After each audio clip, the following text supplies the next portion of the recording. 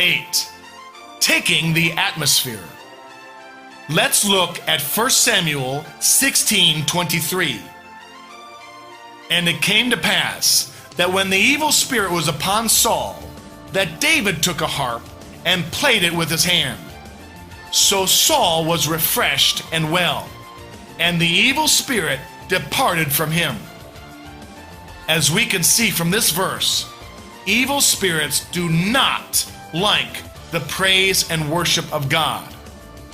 The praise and worship of God opens portals to heaven, inviting God's presence.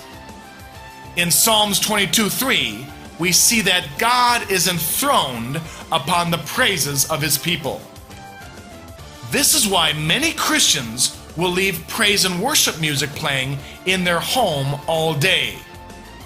It doesn't need to be loud and blaring, but leaving it on continually invites God's presence into a certain area. I would recommend leaving a praise and worship radio station playing in your house, or have a device continually playing praise and worship MP3s, or having a YouTube praise and worship channel playing on your computer.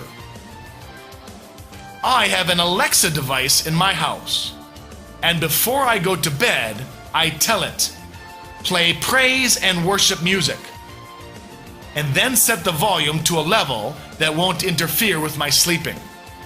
However you do it, keep God's praise and worship music or scripture continually broadcasting in your area.